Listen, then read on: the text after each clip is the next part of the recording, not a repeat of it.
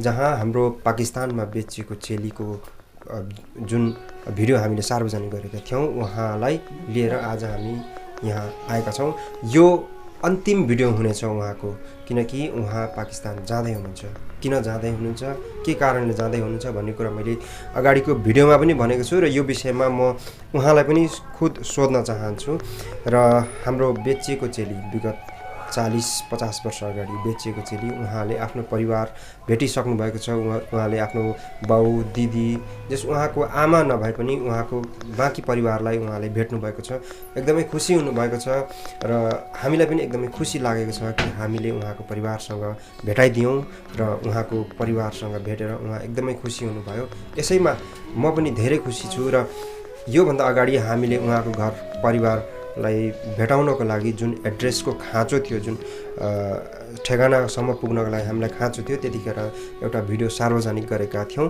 त्यतिखेर धेरैभन्दा धेरै दर्शक, धेरैभन्दा धेरै साथीहरूले हामीलाई कमेन्ट मार्फत फोन गरेर पनि हामीलाई त्यो ठाउँको जानकारी दिनुभएको थियो। बुवा नमस्ते। नमस्कार।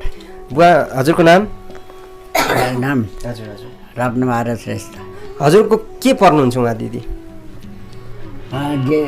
जेठी सासू। जेठी सासू पर्नुहुन्छ है? तपाईँलाई थाहा थियो मेरो जेठी सासू छ भन्ने कुरा? अहिले थाहा त छैन। हजुर जस्तो अहिले त थाहा भयो होइन? जस्तो तपाईँको जेठी सासूलाई बेचेको 8 वर्षमा हो होइन? उहाँले नेपाली पनि बोल्न जान्नुहुन्न। तपाईँलाई थाहा थियो उहाँ बेचेको हो भन्ने कुरा? छैन, थाहा थिएन नि है? थाहा छैन। जस्तो कहिले 11 वर्ष भन्छ, कहिले 8 वर्ष भन्छ। त्यहाँ अस्ति 11 वर्ष भनेको थियो र एक्ज्याक्टली उहाँलाई चाहिँ 8 वर्षको हुँदाखेरि 11 वर्ष चाहिँ अर्को जुन माइली कान्छी उहाँ हुनुहुन्छ, फुपूको दिदी हुनुहुन्छ, उहाँलाई चाहिँ बेचिएको हो होइन? अब उहाँ चाहिँ लगभग 40 वर्ष पछाडि घर आउनुभयो होइन?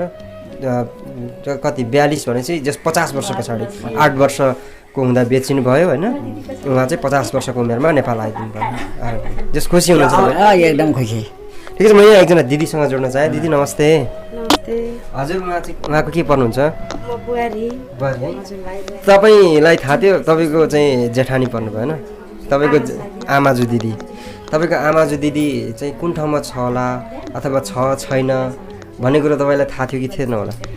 अब यत्रो वर्ष भइसक्यो, अब छ छैन भन्दा पनि अब हराउनु भएको, अब एक दिन त आउनुहुन्छ कि होइन?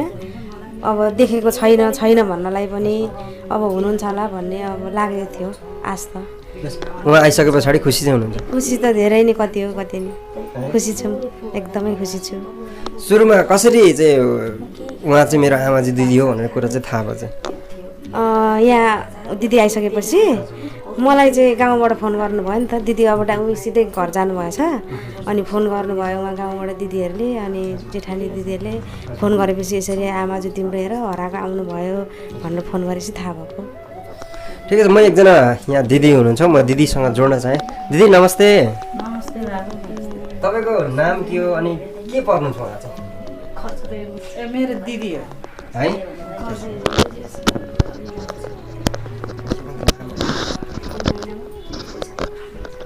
जस्तो तपाईँको दिदी हुनुहुन्छ नि, तपाईँको दिदी बहिनी सानोमा हुँदाखेरि दिदीसँग खेलेको यादहरू छ तपाईँलाई? छैन, त्यति छैन। धेरै सानो थिएँ म चाहिँ, अनि दिदी चाहिँ चञ्चले थियो, अनि दिदी एक दिन पनि घरमा बस्न्थेन, यताउता धेरै जस्तो फुपूकै घरमा बसिरहने, अनि त्यतैबाट हरायो। अनि दिदी यसरी हरायो भने अब त्यतिखेर मिडिया ऊ पनि थिएन होइन? त्यति भए भयो सायद दिदी यत्रो वर्ष हराउनु थिएन होला। अनि अब अहिले मिडिया मार्फत मेरो दिदीलाई भेट्यो, मिडियाहरूलाई सब सहयोग गर्नेहरूलाई धेरै धेरै धन्यवाद मेरो तर्फबाट। अब तपाईँको दिदी त फर्किँदै हुनुहुन्छ नि त होइन पाकिस्तानतिर? अनि अब दिदी त जानै पर्छ, उहाँको परिवार छ, भए पनि आउन जान। अब हाम्रो पनि दिदी रहेछ भनेर धेरै खुसी आशाको लिएर अहिले खुसीमै दिदीलाई पठाउँछ हामी। पछि फेरि आउनुहुन्छ अथवा हामी जान सक्छौँ त्यो ठाउँमा।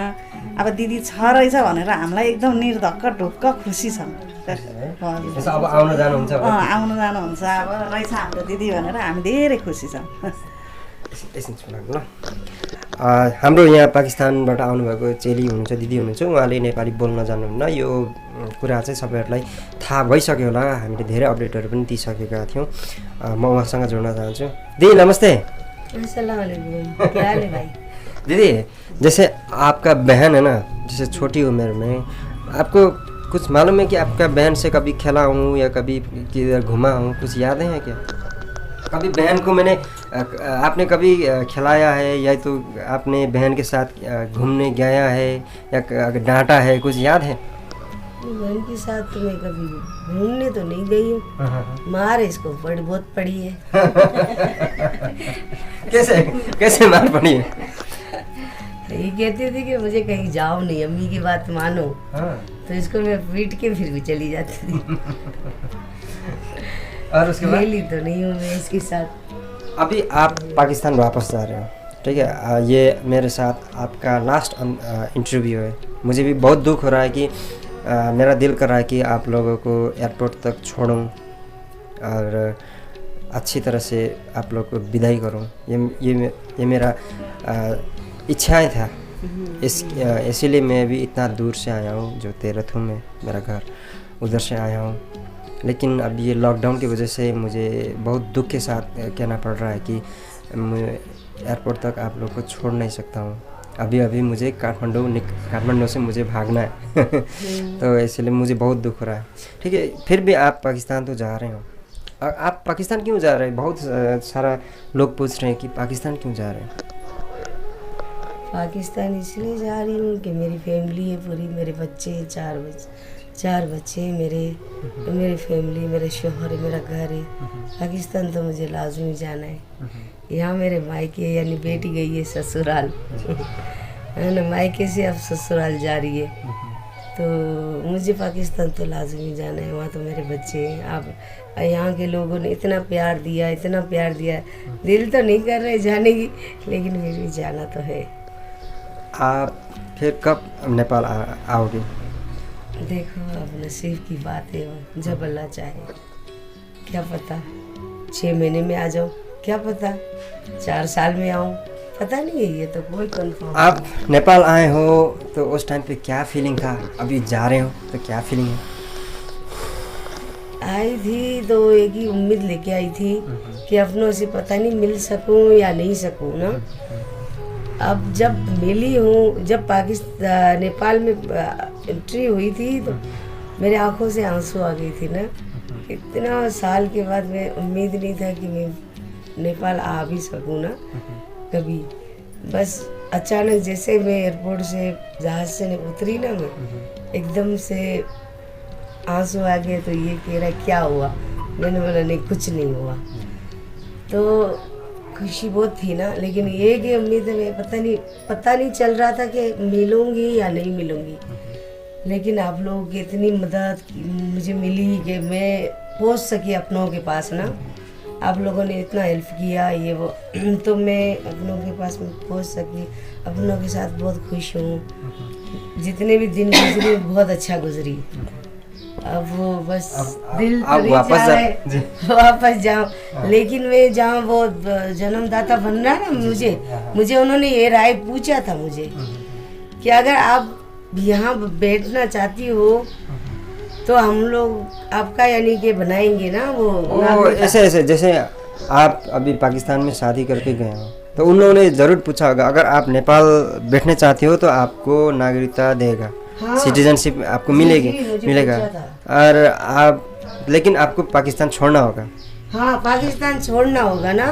तो अगर आप यहाँ बैठना चाहती हो तो आपका नागरिकता हम बना के देंगे, लेकिन एक बंदे का 2 नागरिकता नहीं होता है, 2 देश के लिए दो नहीं होता है ना। आपका उधर का बना हुआ है।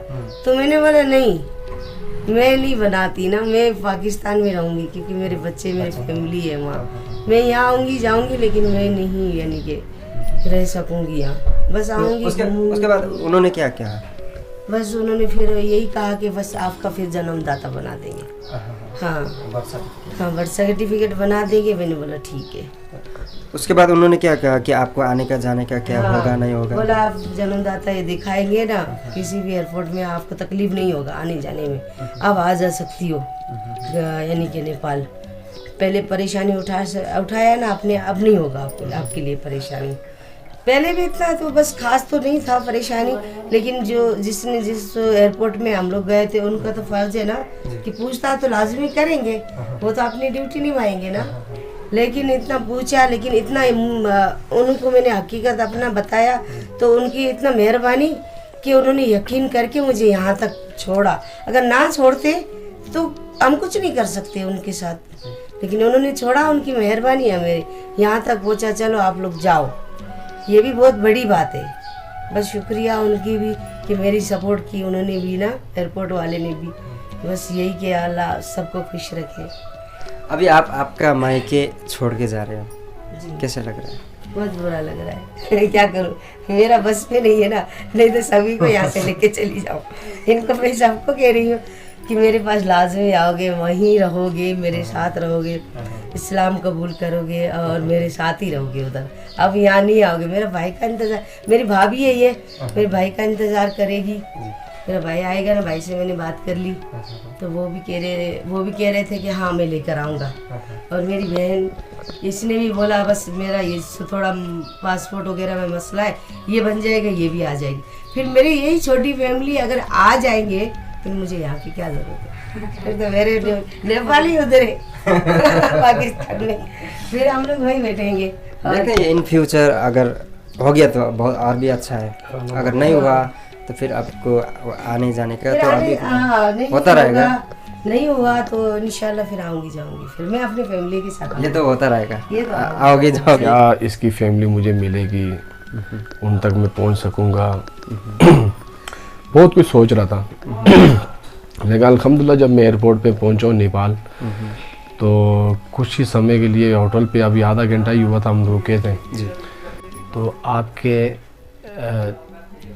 दिल्ली नेपाल चैनल से आप और दविंदर भाई आ गए, जी हाँ जी।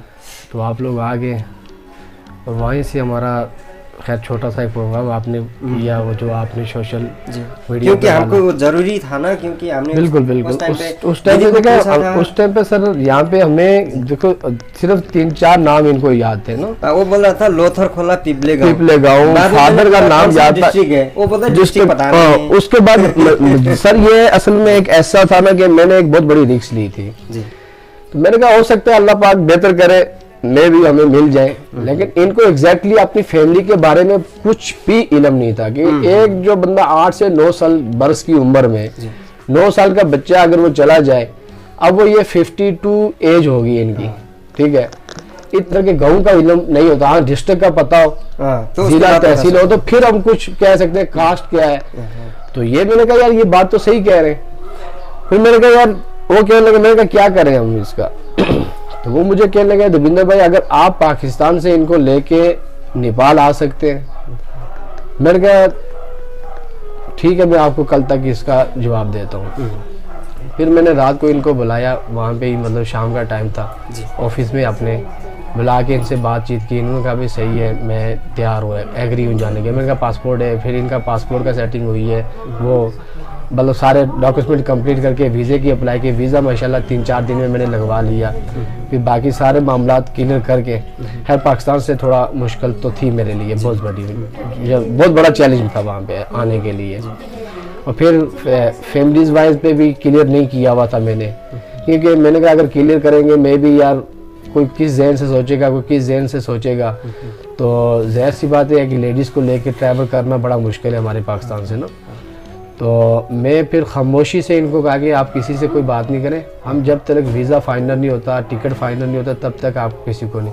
खैर इनकी 1-2 दोस्त थी जो लेडीज़ थी वहाँ पे, तो उनसे इनकी सलाम दुआ थी, मेरी उनसे बातचीत होती थी ताकि यार इनका कुछ 1-2 दोस्त मेरे थे, मैंने उनको एग्री किया हुआ था कि मैं इस तरीके से ये काम कर रहा हूँ। तो कुछ 1-2 दोस्त इन्होंने उनको एग्री किया हुआ था कि मैं इस सिलसिले में अपने माँ बाप को ढूंढने के लिए जा रही हूँ कामरान के साथ। तो फिर खैर उन दोनों दोस्तों ने भी सपोर्ट की हमें, और सपोर्ट उन्होंने की, मेरे 1-2 दोस्तों ने भी मुझे सपोर्ट की, बिलखुसूस मेरी वाइफ ने मुझे बड़ी सपोर्ट की, क्योंकि वो एग्री हुई है इस बात पे कि आप इनको लेके जाएं। तो मेरे वाइफ से इनका कॉन्टैक्ट कराया। फिर मैंने आपके बीच में करता हूँ, आपका वाइफ है ना यार, ऐसे वाइफ मिलना आदमी बहुत नसीब वाला आदमी होना चाहिए। सही कि बात। अभी का जो नेपाल का जो वाइफ है, मेरा भी वाइफ है, मेरा वाइफ, मैं उसको बोलूँगा कि एक लेडीज़ है, उसको इधर दूसरे कंट्री में छोड़ के आना है, ये करके आना है, अगर मैं उसको सुनाऊँ ना तो वो सीधा मना कर देगी।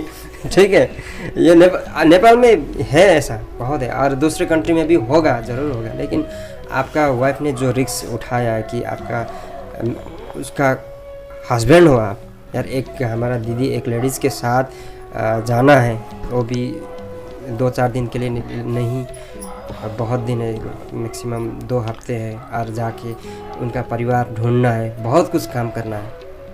तो ये काम के लिए राजी हो गया, ये बहुत ये दिल को छू गया यार। मैं आपको बताऊं सर कि ये सारा क्रेडिट उस वाइफ, मेरी वाइफ को जाता है।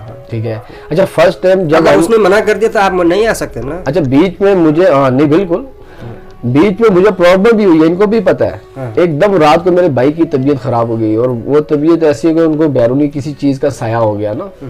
तो उस रात को मैं इन्हीं के गाँव, इन्हीं से ही कांटेक्ट हुआ, तो मैंने कहा यार इस तरीके से मेरे भाई का मसला हुआ। फिर रात के तकरीबन 12 बजे के टाइम में उस गाँव में गया, जाके भाइयों को वहाँ पे हमारे जो पीर फकीर थे उनसे दम दरूद करा के वापस लाया। इमरजेंसी में मुझे यकीन, यानी इनके काम के दौरान मुझे 3-4 एक ऐसे इमरजेंसी काम भी पड़े, लेकिन अल्हम्दुलिल्लाह मेरी जो माइंड था वो इनके काम पे प्रॉपर कंटिन्यूस था। मेरी वाइफ मुझे कह रहे थे कि जो यहाँ के मामला थे सारी मैं संभालती हूँ, छोटे भाई को मैं उसको मतलब गाँव तक लेके जाती हूँ, आप बेफिक्र रहें, आप इनका काम नहीं अधूरा छोड़ना। ये मेरी वाइफ ने मुझे कहा कि आप इनका काम अधूरा नहीं छोड़ना, इनको इनकी मंजिल तक आप कोशिश करके इनको पहुँचाएं। जब उन्होंने ये कहा तो मैंने कहा यार देखो जिंदगी का हम सफर जो मुझे इतना कह रहा है, तो फिर मुझे किसी से क्या डरना है या किसी से क्या लेना देना।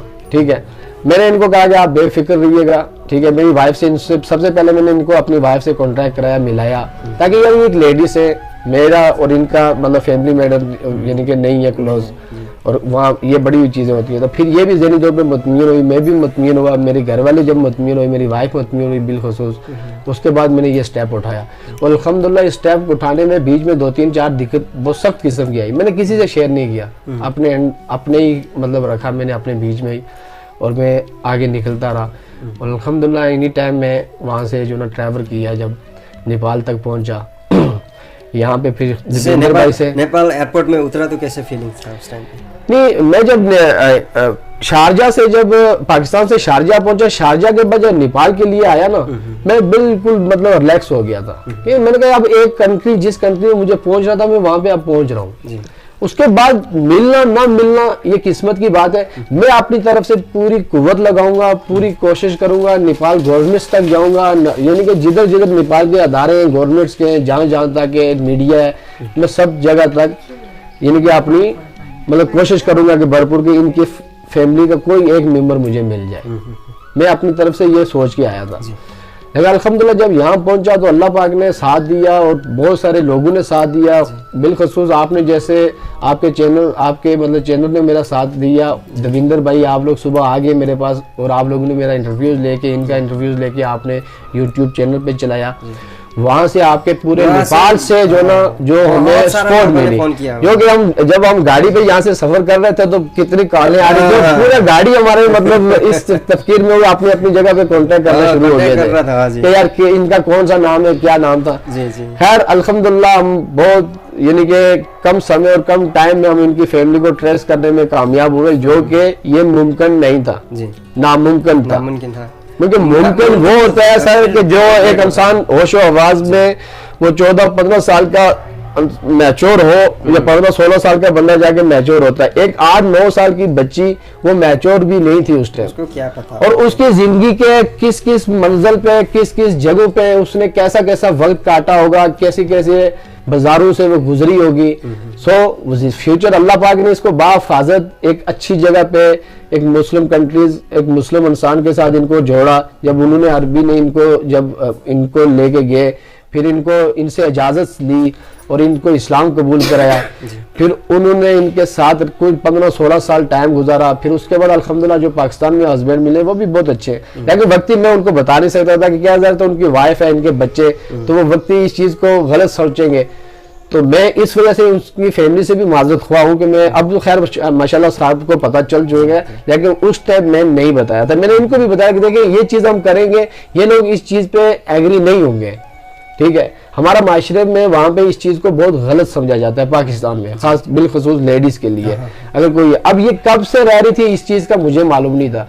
जब लास्ट टाइम इन्होंने 3 मंथ पहले मुझे जब क्लियर किया कि यार मैं इस तरीके से नेपाल में, फिर इन्होंने अपनी पूरी स्टोरी बयान की ना, तो जब उस टाइम के लिए मैं कुछ टाइम के लिए खामोश हो गया। मैंने कहा यार ये क्या है, ये इस तरह से अपने माँ बाप का पता नहीं है, कुछ नहीं है, ये तो एक लावारिस है और इनके बच्चे भी है, लेकिन ये रोज मतलब अपने आप को जिंदा करती है, रोज अपने आप को मारती है।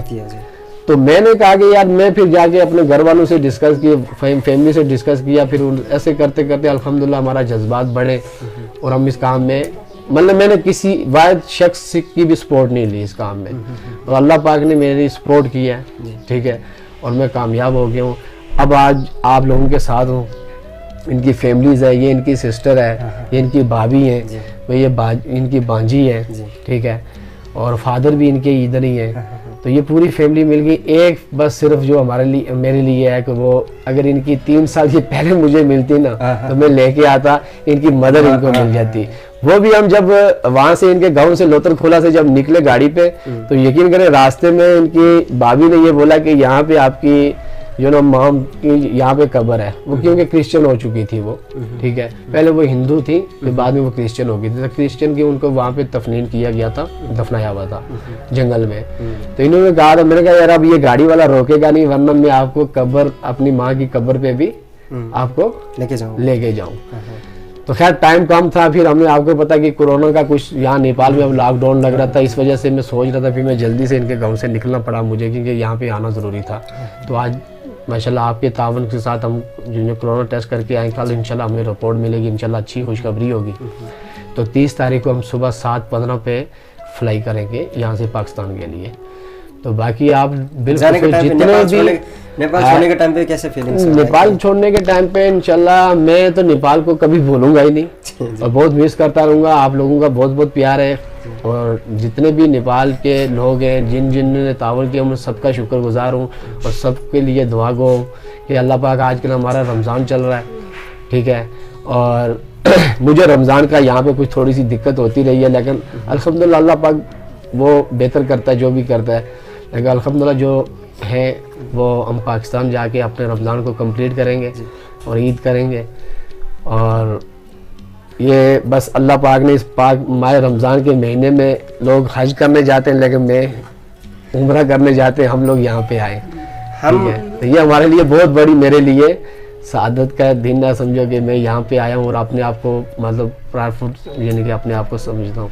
और हम इधर आपसे, ये लास्ट मुलाकात है आपसे, पता नहीं इन फ्यूचर अगर मैं पाकिस्तान आऊँ तो आपसे मिलूँ, ये ऊपर वाला का हाथ में है, अगर दोबारा मिल पाए तो और भी अच्छा है, ठीक है। मुझे बहुत दुख हो रहा है कि आपसे आज लास्ट आपसे मिल रहा हूँ और पता नहीं फ्यूचर में क्या होगा नहीं होगा, वो तो देखा जाएगा बाद में। लेकिन दुख इतना हो रहा है कि आपसे मैं इसी टाइम मेरे लिए आपसे लास्ट मुलाकात है। मुझे बहुत बुरा लग रहा है। सर आप क्या करें, लाइफ है। पीरियड्स एक्सपीरियंस 17-18 दिन का नेपाल में रहा, तो जैसे होता है एक इंसान को एक फील होता है दूसरे इंसान से हो, तो बाकी हम भी आपको इसी तरीके से फील कर रहे हैं और हमारा भी दिल नहीं करता कि हम आपको छोड़ के जाएं, लेकिन हमारी मजबूरी है कि हमारी फैमिलीज वहाँ पे, हमारी वो कंट्रीज़ है।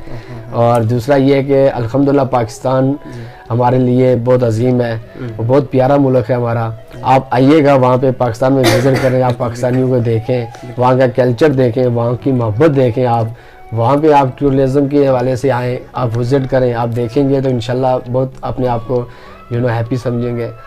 और इंशाल्लाह मौका मिलेगा, हम आप लोगों से, बहुत सारे लोगों से हमारा कॉन्ट्रैक्ट है, ज़रूर पाकिस्तान आप लोग आएँगे, मैं आपके साथ रहूँगा, वहाँ आपको घुमाऊँगा जहाँ तक आप जो मेन जगह। तो इंशाल्लाह हमारा नेपाल में भी अब कॉन्ट्रैक्ट रहेगा। अब आप लोगों से मेरा सलाम दुआ होगी, सबके साथ आना जाना रहेगा इंशाल्लाह। जब कभी ज़िंदगी रही तो हम फिर दोबारा आएंगे नेपाल में, फैमिली के साथ आएंगे। तो बाकी आप लोगों का भी बहुत बहुत शुक्रगुजार हूँ और बिलखसूस जो आपके चैनल के साथ जितने लोगों ने इस चैनल को देखा, इसकी सपोर्ट की, उन तमाम नेपाल के एवरीथिंग जितनी कंट्रीज़ के लोग हैं इस चैनल के साथ, उन सब का शुक्रगुजार हूँ। और उन सबको मैं दुआ करता हूँ कि अल्लाह इन सब की जिन्हें जो नेक तमन्ना है वो पूरी हो और ये सब खुशहाल रहें। अभी दोनों हंस रहे हैं, अभी दो दिन के बाद रोएगी, मुझे पता है। कल का दिन है, कल के दिन के बाद ये काफी जो ना नर्वस हो चुकी है अब। ठीक है, अब इनका दिल भी धड़क रहा है, क्योंकि वो तो हम महसूस कर रहे हैं, हमारे साथ ही हैं। तो अल्लाह पाक बस इनको ये खुश नसीब है कि इस वक्त ये अपनी फैमिलीज में है। और हम कहते हैं कि ये जितना टाइम भी अपनी फैमिलीज के साथ, मैंने इनको पूरा हम लोगों ने टाइम दिया कि ये 17-18 दिन ये अपनी फैमिलीज के साथ ही रहे। बाकी कोरोना का मसला था, वरना नेपाल हम काफ़ी घूमते, लेकिन वो थोड़ा सा प्रॉब्लम थी हमारे लिए, हम इतना ज़्यादा घूम नहीं सके। फिर भी हम माशाल्लाह काफ़ी जगहों पे विजिट किया। दर्शकबिन उहाँ नै हो हाम्रो पाकिस्तानबाट आउनुभएको पाहुना, सायद उहाँ नभइदिएको भए हाम्रो पाकिस्तानमा हुनुभएको चेली सायद नेपाल फर्किने सम्भव थिएन होला। उहाँले नै गर्दाखेरि आज हाम्रो पाकिस्तानबाट चेली नेपाल आएर आफ्नो परिवारसँग भेटेर राम्रोसँगले फेरि उहाँ पाकिस्तान जाँदै हुनुहुन्छ। किन जाँदै हुनुहुन्छ भन्ने कुरा उहाँले भनिसक्नु भएको छ र पछि फेरि आउने जाने क्रम अब उहाँको हुन्छ भनेर उहाँले भनिसक्नु भएको छ। उहाँले आफ्नो जन्मदर्ता पनि बनाउनु भएको छ, बर्थ सर्टिफिकेट नेपालीमा पनि इङ्ग्लिसमा पनि, र हाम्रो वडा कार्यालयबाट चाहिँ त्यो जन्मदर्ता देखाइसके पछाडि उहाँलाई चाहिँ आउन जानको लागि समस्या पर्दैन। त्यस्तो भिसा पर्छ, तर अब होटल बुकिङ गरिराख्नु पर्ने त्यस्तो खालको झन्झटहरू पर्दैन भनेर प्रष्टै भनिसक्नु भएको छ। जी, आपसे तो अभी लास्ट मुलाकात है। मैंने आपने अभी क्या कहा पता है? मैंने कहा कि ये एक ही बंदा है कि अगर ये बंदा नहीं होते तो हमारा जो दीदी है वो नेपाल कभी वापस, ये पॉसिबल नहीं था, वो वापस आने का पॉसिबल नहीं था। मैंने ये बोल रहा ये उम्मीद तो तोड़ के बैठी हुई थी ना। मैंने जब लास्ट में इनसे पूछा कि अगर मैं आपको फैमिली तक मिला लूं तो आप क्या कहेंगी, तो ये मुझे कहने लगे यार ये नामुमकिन है। मैंने बहुत ट्राई किए हैं, मेरे पास पैसे भी थे, सब कुछ था, लेकिन मैं वहाँ तक यानी कि नहीं जा सकी। और मुझे किसी किस्म की कोई नहीं है, मैंने बहुत सपोर्ट मांगी है, लेकिन ऐसा मुझे नहीं कोई रास्ता नज़र नहीं आया, मैं एग्री नहीं हुई उस रास्ते पे। सच बात तो ये है कि अगर आप नहीं होते तो उनको भाई इनके नसीब में था, देखें इनके नसीब में था, मुझे आना था। और इन्होंने देखो मेरा प्रॉपर्टी का वहाँ पे काम है ऑफिस में, तो ये यानी कि एक फ्लैट के सिलसिले में मेरे पास आई, तो वहाँ से ये तकरीबन फ्लैट्स के बाद कुछ यानी कि कोई किराया देने के लेन देन के चक्कर में फिर वापस माल के मकान से बैठे, उस टाइम मेरी इनसे गुफ्तगू हुई, तो इन्होंने खुल के 1-2-4 बातें की। तो वहाँ पे फिर मेरा इनसे सलाम दुआ हुई, फिर मैंने इनसे पूछा, इन्होंने पूरी मुझे डिटेल वहाँ पे दी। और वहाँ पे जब इन्होंने डिटेल दी, मैंने उसके ठीक 3 दिन के अंदर ट्रेसिंग करना शुरू कर दिया नेपाल के अंदर। और मैंने इनसे पूछा कि अगर आपको मैं नेपाल लेके जाऊँ, आपके वालिदैन को मैं ढूंढूं, क्या ये आप एग्री इस बात पे, आप खुश हैं?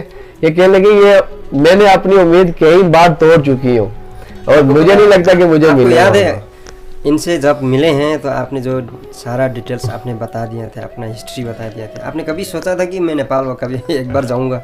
नहीं, कभी नहीं सोचा था। क्या समझ के आपने सब कुछ बता दिया था उन भाई? मैंने इसको नहीं बताया था, वो मेरी दोस्त आई थी ना, उसको सारी हकीकत मैंने बताई हुई थी पहले। तो ये भी आ गया इत्तेफाक से, वो मेरी दोस्त भी आ गई। इसको मैंने बोला चलो कामरान आप आए हो, चाय पी के जाओ, मेरी दोस्त भी आई है, उससे मिलाती हूँ। बस वो आई तो उसने सारी हकीकत इनको बता दी कि ये है मसला है। उसके बाद में फिर ये सोचने बैठ गए ना, क्या है, क्या मसला है, ये हकीकत है तो आप जानना चाहती हो, मुझे पूछ रहे। मैंने बोला देखो ये ख्वाब मैं देखना छोड़ दिए, ये सपने बुनने छोड़ दिया। कहीं नहीं बोला है कि चलते कि नहीं, ये वो हर चीज यानी पैसे आ चुके, हर चीज आया ना, लेकिन मैं नहीं पूछती। जब जिस टाइम पे आपने हमारा जो कमरान भाई ने बोला कि चलो नेपाल चलते हैं, कल चलते हैं, टिकट शिकट सब कुछ हो गया, चलते हैं, जैसे ये बोल के आया था ना आपके पास, उस टाइम पे कैसा लग रहा था? एक शॉक जैसा नहीं? हाँ एकदम से मैं चौंक गई ना, मेरे को ये मुझे मजाक कर रहा है, मुझे कह रहा है। बहुत सारी दोस्त इनको ये कह रही थी कि आपको नहीं लेके जाएगा, ये मजाक कर रहा है। और इनका काम अल्हम्दुलिल्लाह मैंने 20 से 25 दिन के अंदर पूरी चीजें कंप्लीट कर चुका था। और मैंने जब इनको पासपोर्ट दिया ना, टिकट वगैरह वीजा वगैरह लगा के आके फिर मुझे कह रहा है कि आपका काम नहीं हुआ, वीजा नहीं लगा ना। मैं एकदम से चुप करके बैठ गई। मैंने बोला ये मेरा नसीब ना, फिर नहीं जा सकी मैं, ये वो फिर मेरे सामने ला के रख दिया है ना, ये आपका वीजा है।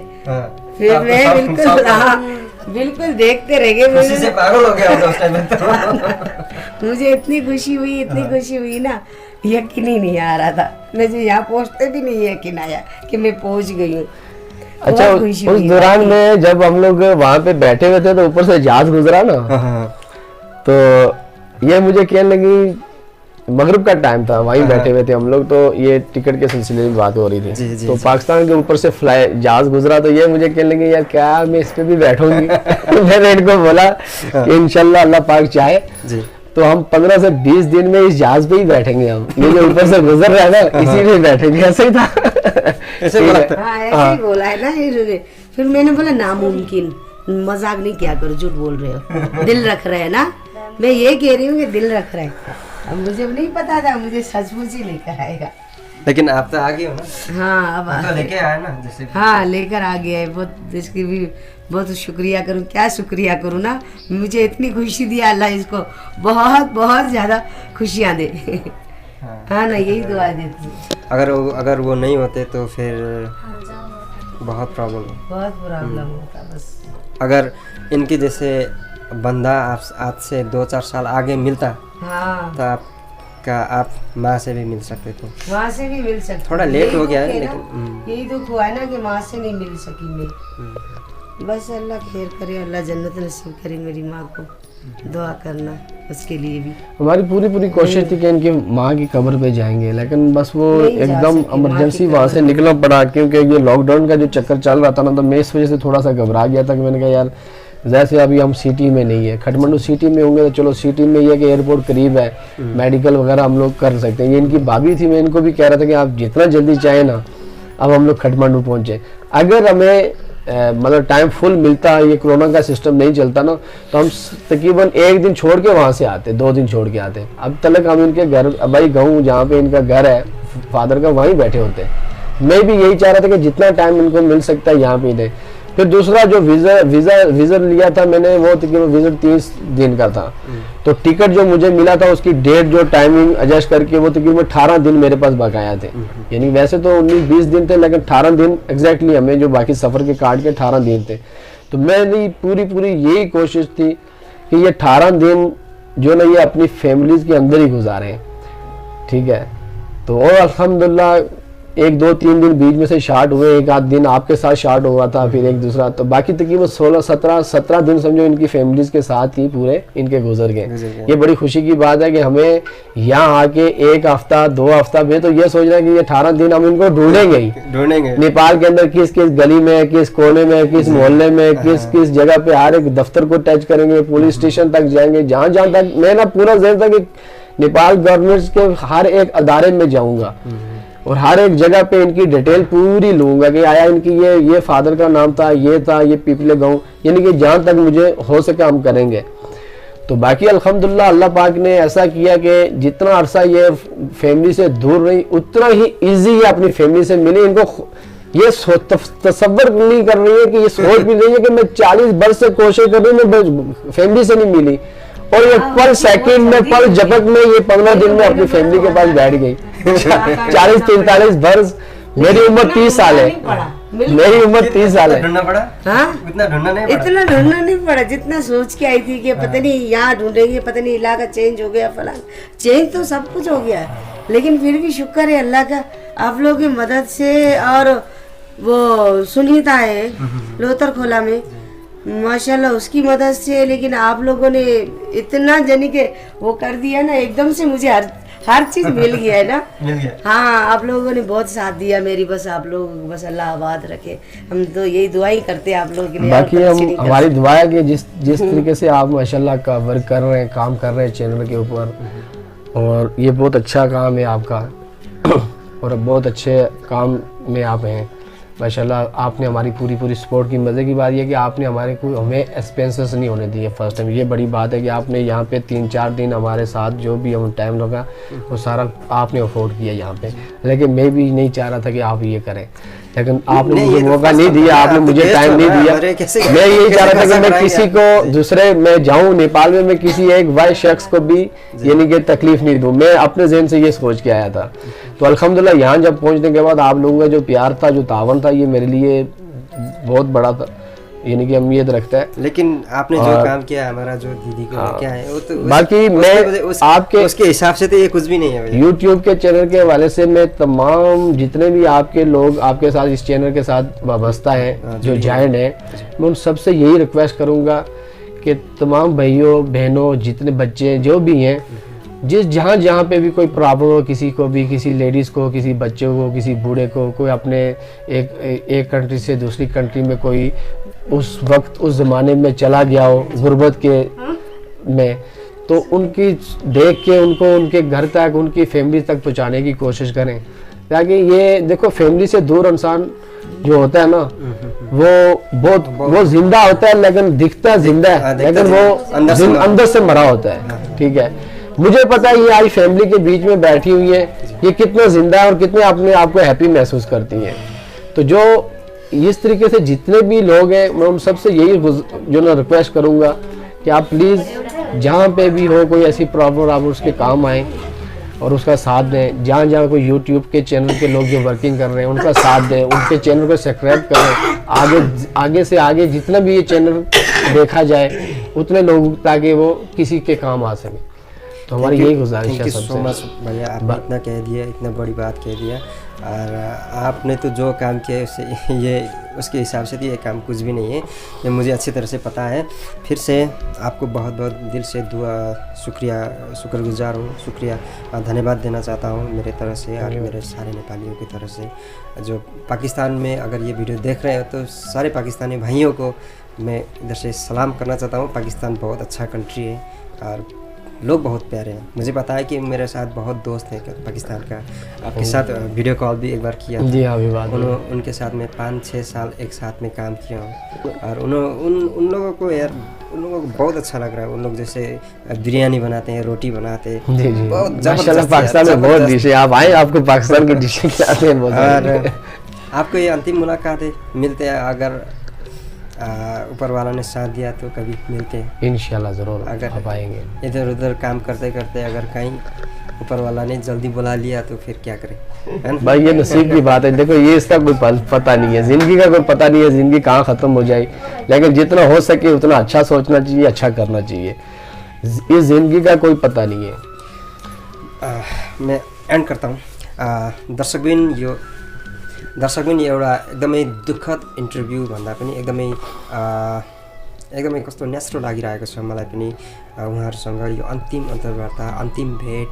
अब पछि जिन्दगीमा, लाइफमा सायद भेट होला नहोला, भगवानले साथ दिए सायद दोबारा फेरि भेट गरौँला, मिलन गरौँला, नभए यतिकै मरेर पनि जान सकिन्छ। एकदमै दुःख लागिरहेको छ। जो हाम्रो पाकिस्तानबाट आउनुभएको पाहुना हुनुहुन्छ, उहाँले हाम्रो चेलीलाई नेपालसम्म ल्याइदिनु भयो। सायद उहाँ नभइदिएको भए उहाँले आफ्नो परिवार, आफ्नो घर परिवार, उहाँको बुवाहरूलाई भेट्न सक्नुहुन्न थियो। उहाँले एकदमै ठुलो काम गर्नुभएको छ। एउटा भगवान सरह मान्छेसँग मैले आज अन्तर्वार्ता लिनु पाउनु नै मेरो भाग्यको कुरा हो। आज यसै यो भन्दै यो एउटा एकदमै मलाई कस्तो न्यास्रो लाग्यो, बोल्न पनि अलि मन परेको छैन, किनभने अलिकति उहाँहरूले जुन बेला उहाँ आउनुभयो एकदमै खुसी थिएँ। जुन बेला उहाँको परिवारलाई भेटाइदिए झन् धेरै खुसी भएको थिएँ। अब उहाँहरू नैसँग बिदा हुँदै गर्दाखेरि एकदमै मलाई चाहिँ मन दुखेर आयो, एउटा दुःख लागेर आउँदो रहेछ। यति भन्दै म खेमराज देवान आजको यस बसाइबाट बिदा हुन चाहेँ। हस्ता।